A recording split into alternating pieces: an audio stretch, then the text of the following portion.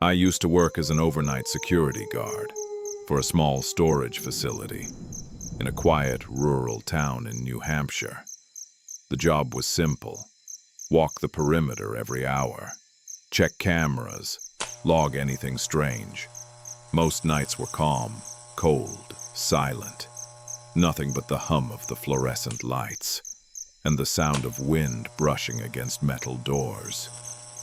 But last winter, something happened that still keeps me awake at night. Something that made me quit that job forever.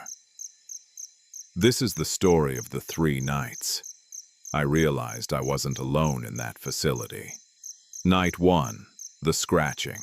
It was early December. Snow had just started falling, thick and heavy. My shift started at 11. I grabbed my flashlight, radio, clipboard, and began my first perimeter walk. The place had more than 300 storage units lined up in long, echoing rows. Metal doors, concrete floors, cold enough to make your breath float in front of you. Everything was normal, until I passed Unit 117. I heard it. Scorch, scorch, scorch, like something small was scratching from inside the wall. I stopped, listened. The sound repeated, slow, uneven. I knocked on the metal door. Hello? Is someone in there? Nothing. The sound stopped instantly, like whatever was inside froze. I checked the system. The unit hadn't been accessed in 3 months. I radioed my supervisor. Hey, I'm hearing something inside 117. Could be an animal, he replied, half asleep. Yeah, probably a raccoon. Ignore it unless you hear banging. So I continued my rounds.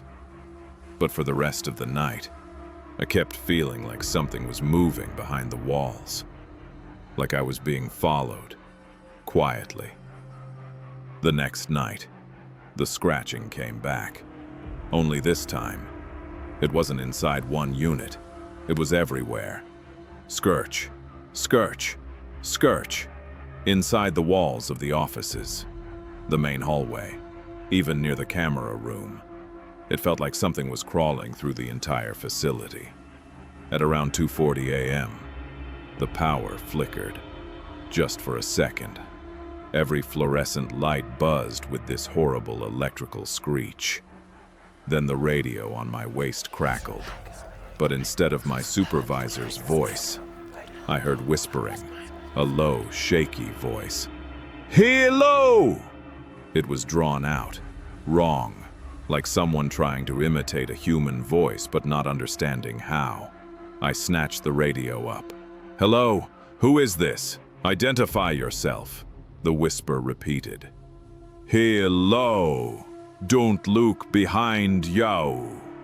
My heart nearly stopped. I spun around, but no one was there.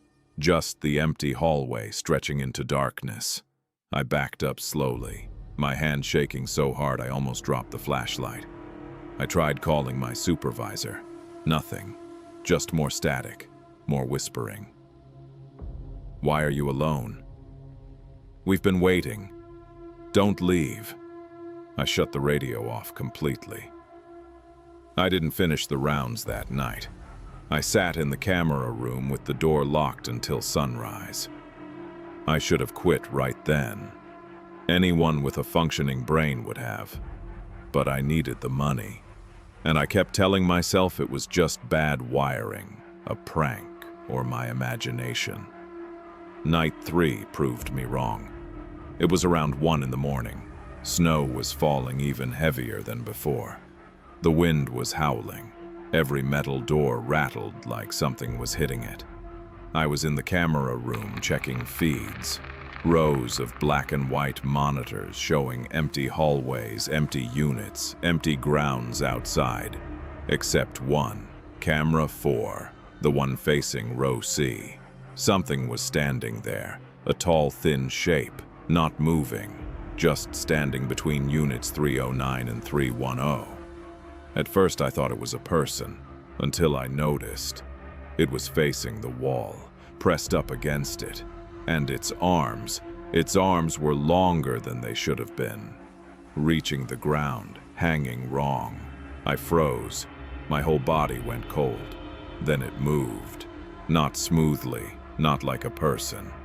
It snapped its head sideways in a sharp, unnatural jerk. And even though there was no audio, I swear I could feel it scream, because every camera flickered, every monitor glitched, and then, it wasn't in camera 4 anymore. It appeared in camera 12, closer to the office, then camera 3, closer, then camera 1, right outside the hallway I was in. Every monitor glitched again, and the thing was gone. But I heard footsteps, inside the building, slow, wet, dragging. They stopped right outside the camera room door. I held my breath, turned off the lights, pressed my back against the wall. The handle turned, once, twice, then stopped.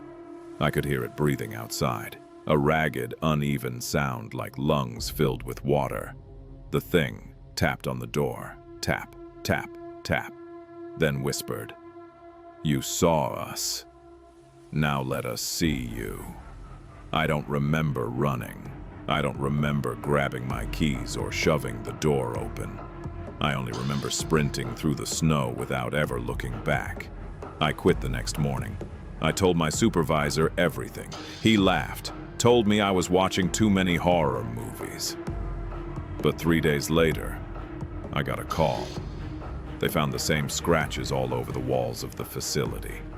Deep, long gouges like something had torn the metal from the inside.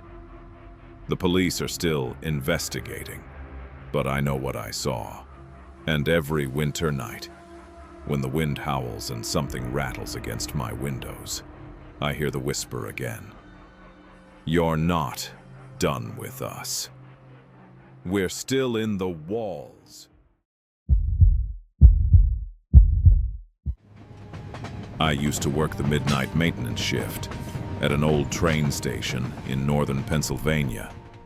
Most nights were quiet, too quiet, just echoes and flickering lights in a place that always felt a little wrong. This happened in November of 2022, and ever since that night, I haven't slept normally. The station wakes up. I clocked in at 11:48 p.m. Freezing wind pushed against the glass, making that long, low, moaning sound. The station was empty, a humming vending machine, 2 benches, and a digital display that never showed the right time. I was sweeping the floor when the PA system clicked on. "Last call, track 3, boarding now." Track 3 was closed. It had been closed for months. I radioed the control room. Who turned on the PA? Track 3 is shut down. Only static. No voice, no answer. I looked back at the display board, and the time had changed. 3:03 a.m. My skin crawled. It was still midnight. The numbers flickered again and went back to normal. I should have left. I really should have left. Around 12:30, I stepped outside to check the platforms. Snow was falling, gentle, quiet, too quiet. Then I saw them. Footprints, fresh, barefoot, in the snow, leading straight toward the tunnel entrance. A tunnel locked since 1998. After an accident no one liked talking about. I crouched down, and my breath caught. The prints were perfect, straight, evenly spaced, as if whoever made them didn't feel the cold. My radio crackled. A whisper. "Come downstairs." I froze. "Control? Say again?" Nothing, just that soft, hissing static. I turned back to the footprints and watched a second set appear. One print, then another, forming right in front of me, like something invisible was walking toward me. I ran. In the security office, the door was open. Only the desk lamp was on, and sitting under the light was an old rusted key. fresh letters scratched into it. Downstairs, my radio whispered again, closer, right behind my ear. "You're late." I snatched the key, slid back, shut the door with shaking hands. Any sane person would have left. But something felt wrong, like someone was down there, waiting. The old service elevator behind platform 2 groaned as the key turned. Lights flickered. Dust rained from above. The air got colder and colder as the elevator descended. When the doors finally opened, a blast of freezing air punched me in the chest. The basement level was huge. Lockers, benches, rusted metal crates. Everything abandoned. I stepped forward and noticed something terrifying. My breath wasn't drifting upward. It was getting pulled forward, dragged toward the long hallway ahead. Something was breathing down there. Slow, deep, wrong. The hallway ended at a metal door, barely open. Faded letters across it. Cold storage, do not enter. I knew I shouldn't, but something was pulling me in. Inside were metal tables with straps, scratches on the floor, deep ones, as if something heavy had been dragged. Recently, my flashlight flickered, and I saw him. A tall, pale figure standing in the far corner, facing the wall, barefoot, motionless. "Sir," I whispered, "are you okay?" The figure turned its head toward me. Only the head. The body stayed facing the wall. Its eyes were black, empty, and its mouth stretched open, far too wide. It exhaled, a cold, shaking breath, and every light went out. I ran, blindly, hitting walls, tripping over crates, behind me. Bare feet slapping the concrete. Fast, too fast. A whisper crawled through the dark. "Stay. You came downstairs." My flashlight barely came back on. I sprinted toward the elevator, but the button was gone. Not broken, gone. A cold hand gripped my shoulder. I screamed, swung the flashlight, and ran down another hallway. That's when I saw it. A small wooden door, with tiny barefoot prints leading inside. Children's footprints. I stepped in. 3 metal beds, child-sized, crayon drawings on each one, stick figures, tunnels, train tracks, and a tall black shape behind the children. A shape with no face, just a long, stretched mouth. Footsteps behind me, slow, dragging. I pressed myself against the wall. A whisper drifted beside my ear. "Cold, it's so cold." I turned. A little girl stood there, barefoot, shivering, skin gray, eyes hollow. "Don't let it take you," she whispered. "Run before it gets hungry." She vanished, like smoke. The tall figure filled the doorway, blocking the exit. You opened the door. "Stay with us. We're cold." I dove into a ventilation shaft, kicked the grate, crawled as the creature's fingers scraped behind me. Long, sharp, bending metal. I crawled toward the faint glow of daylight and fell out onto the parking lot. I didn't stop running. Police searched the basement, found nothing. No cold room, no drawings, no figure. They said the elevator hadn't worked in 10 years. But I know what I saw. I know what followed me. And now, every night since then, I wake up at 3:03 a.m. Because in the darkness, the PA system inside my head whispers, "Last call, track 3, boarding now." And sometimes, I hear bare footsteps outside my bedroom door. Last night, I checked the window. Fresh footprints in the snow, barefoot, leading straight to my door.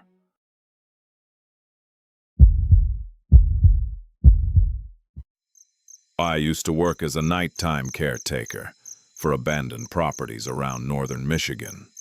Most of them were harmless. Dusty floors, broken windows, raccoons in the attic. But in late October of 2018, I was assigned to Birchwood House, a place locals avoided even talking about. The company didn't say why it needed a caretaker, just that I had to check the interior every night, from midnight to 3 a.m., and report any unusual activity. I thought they meant squatters or wild animals. I was wrong.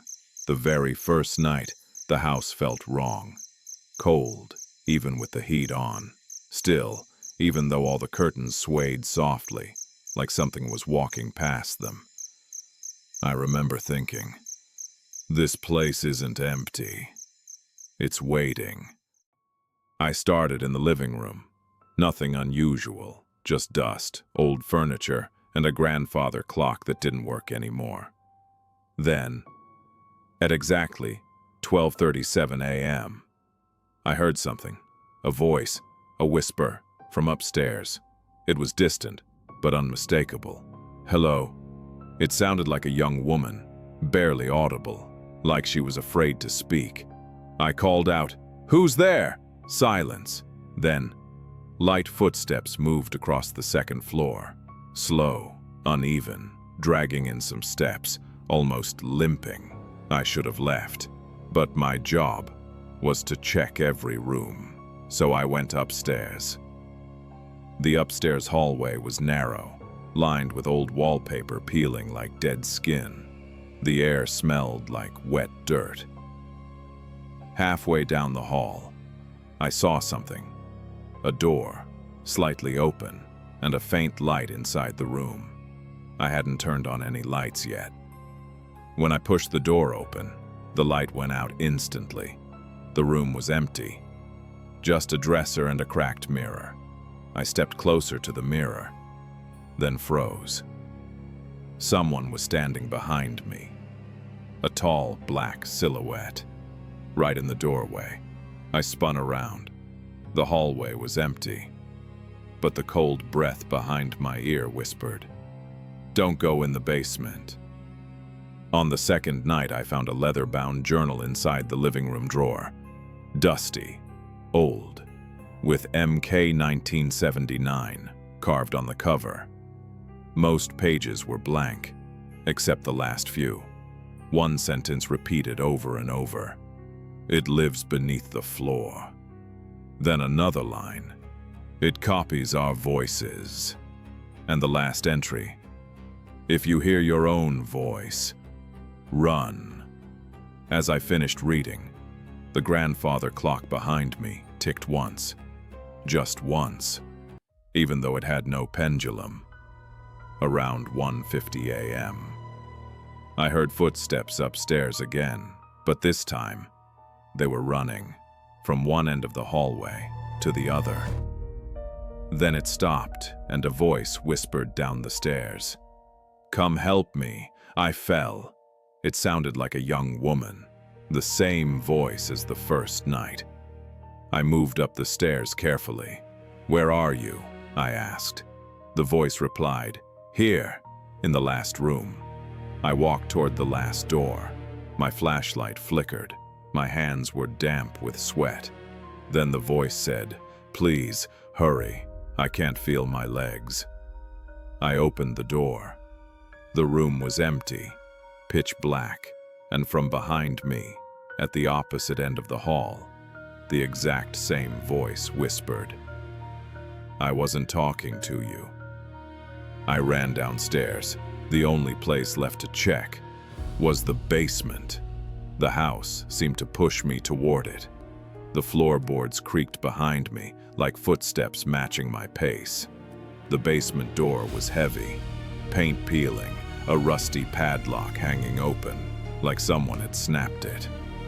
When I opened the door, a cold draft hit my face. Each step down echoed far too loudly, like the basement was much bigger than it should be. When my flashlight landed on the far wall, I saw it. A hole. A large, circular hole in the cement floor, like something dug its way up, not down, and around the hole. Scratches, long deep scratches. Then I heard it. A voice, my own voice, calling from inside the hole.